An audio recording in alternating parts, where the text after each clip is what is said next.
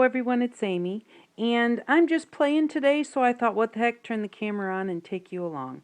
I got to thinking, Becky was talking about the little circles that you get off of your pokies for checking your blood sugar. And so I have a whole ton of these, and I made some stick pins for hazel mecca. And I got to thinking this morning, when I was a kid, we used to wear stick pins on our shirts, and they had this little knob on the bottom. And I don't know where you would get those, but it covers up the point of the stick pin. And so I got to thinking that this morning, there's already a hole in those because that's where you pull the needle out of. And so I went and got a stick pin and I tried putting it back in there and it works. So I thought, well, you could paint those up, and when you make stick pins, you can put them on the bottom of the stick pin to cover that point. You can put it, if you put it like through a page or something and that point is there to make sure that it doesn't poke anyone, you can use these as your stick pin guard. So anyway, so I just grabbed some, and all I did was I just got out some gesso. I ran some strips of, I just took my double-sided tape, ran strips like that, and then just took these and just stuck them down. And the reason that I did that was just so that it would be easier to paint them, so that they didn't go, I wasn't having to try and touch them because they're so small and hold them in one place. If you don't have something like that, you can use your pokey tool to hold them down, or hold them with your fingers and then just go over and do the part that's not painted after the other dries. I covered them with gesso, and gesso dries really, really quick. And so I did this first one, and by the time I let that one sit and I did these, and by the time that these were done, by the time I finished painting these were dry. So, and then I just took them and just flipped them over right in the same place, and then just gessoed over that side. So that's how far I am right now. I just started to paint some color on, and I thought these would work good for two things. They would work good to use as the ends of your little stick pins as a stick pin guard, and they also would work good like as a flower center. You could go ahead, and I have two different ones here because they always come different, but this one is like flat. There's like two layers, and this layer is flat. This one also has the two layers, but this has a dent in it, and I thought that would be really pretty to put something in there. You could even put some of those little teeny tiny seed beads and some glossy accents and let it fill that little, there's like a little cavern there on that one. And so I have a few of those, and I thought they would be cool to put a little something in there, or even draw a little flower inside there and then put some glossy accents on, so it's like a little glass cap. So that's what I'm going to try with those. Right now I was just trying to get some color on them, and then I thought, well, I better make sure that they actually fit on the stick pin before I do too many. But I'm going to do some so that I have them here, and I thought, well, maybe just kind of do them in different colors so that whatever stick pin I'm making, I would have a color that might go. So my purple ones, those are already dry, and so I'm just going to flip those over right back onto the tape again, and I'm just going to paint those purple. I already cleaned my brush off, so. And I mean, you don't have to be neat about it. And then the only thing I did when I did the other side, and I'm going to do it this side too, is make sure you go around the edges so that you've got the edges. And I just put it on really thin because you can always go back and put another coat on later. But you don't want, if you put it on too thick, it will pool up like right around these edges right here. And you don't want it to do that, because that spot will be darker and it will be thicker. It won't look the same. So just put on thin coats and go around the edges, and then, I don't know, I'll have to see from there where I want to go.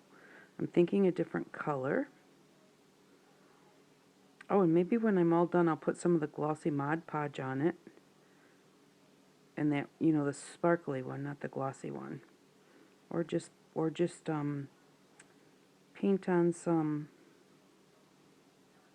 glitter glue, like Stickles, except the cheap kind from Michael's. Okay, I don't want to do any more than that in purple. And I was playing with jelly plates this morning, so I just went ahead and I'm using my jelly plate paint, which I actually have thinned down quite a bit.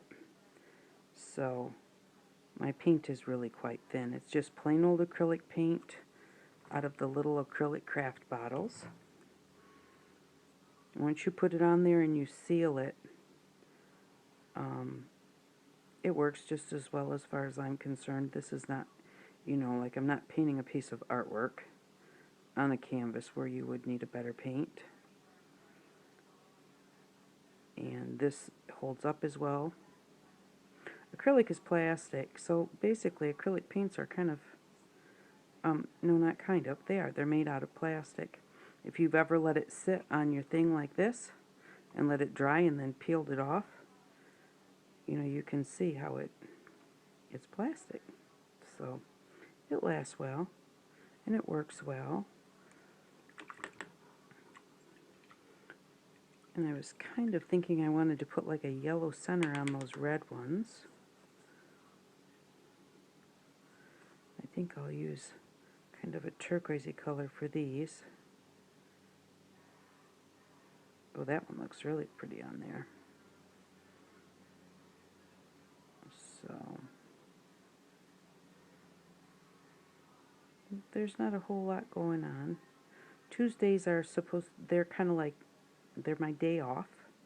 So it's a day Papa comes for breakfast, and then he stays in his living room and watches TV and has a little something for lunch over there and snack, and then he comes back for dinner.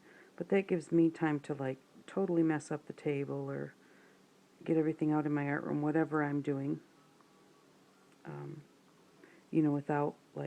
without stopping to make lunch and stopping to make snack. So I've just decided that today I'm just going to play. And I was watching some videos this morning and I got to thinking of this. And then there was a video, Wanda Van Borgensen, I think it is, and she was making an altered playing card. So when after I finished gessoing these, I had gesso left. So I took the gesso. I got these at Christmas time, and there was like 50 of them. And they say Seasons Greetings. They've got like tape on the back where you could tape them to the top of a package. They're blank inside. And they have the score line for the fold and everything. But I never could really figure out what to do with them. I embossed them with embossing folders. I cut them different shapes. I didn't really care for them. You couldn't cut them very small because the printing goes all the way to the outside. So I just took my leftover gesso and gessoed the fronts of them. And I thought that I might put some of my jelly prints that I just did this morning on them, and maybe cut some flowers out of my jelly prints and put those on there. I don't know exactly. Just play around. I haven't really just played in a long time. Oh, and I'm going to come back later and show you a card that I made for my niece. She just graduated college. And she's going to be an elementary school teacher. So I went ahead and got her card done. See, on those I just put a glossy pink, and it's a Martha Stewart pearl. And I like that, and I think I'm going to put it on the red ones too. And they're not completely dry, but that's okay because I don't care if the two colors mix a little bit, being that they're pink and red. And I have not flipped these over yet, so I'll still have to do that later. But yeah, so I thought I'd come back later and put a card up, show you the card that I made for my niece. I also have another niece that graduated law school, so I made one for her. But my sister, her mom said that she's going to come up in a month or so to see Papa, and my nieces. And so my sister said, well, just hold on to it and give it to her when she comes, because they live here in the same state, where then my niece that's a teacher, she lives in Florida, which is a long way from Michigan. So it's about 24 hours away, so we can't just visit back and forth. But so yeah, so I'm going to hold that one, and since I'm going to hold it, I'm not sure that I'm going to show it until after I haven't decided yet. I don't think she would see it anyways, but, and I think I'm going to put that same pearl on the turquoise ones. Try one first and see what it looks like. Because that pink is so light, it doesn't really look pink. Yeah, it just kind of pearlizes it. I really like that. So they're all going to look like that. And that would be a nice start for the, whether it's going to be the pin protector or whether it's going to be a flower center. That pearl looks really nice. I like that.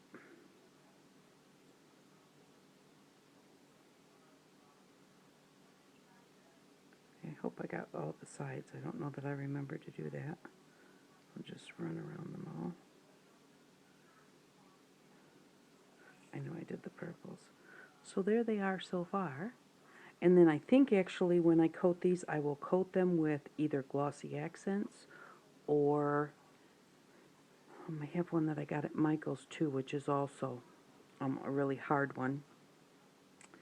Because I think that we should, because they're going to be something that will be put off and onto the pin, they're going to be touched and, you know, pulled on and stuff like that. So I think that they should have a hard clear coat, not a, I kind of think of Mod Podge as more of a soft clear coat, not as protective as like glossy accents, which kind of turns hard like glass.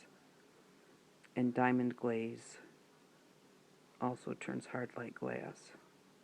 And I think that's what you would need for these. The ones that are going to go in the center of the flowers, they could be either one. But yeah, I think that's turning out cool. So I'm going to stop right here and dry these, flip these over and paint them, and maybe I'll come back later and show you how they're coming along. But thanks for watching, and I just thought this was a good idea. I thought somebody else might want to try it. So, or anything that you want to like cap a pin off for. So thanks for watching. I hope you have an outstanding day. Talk to you later.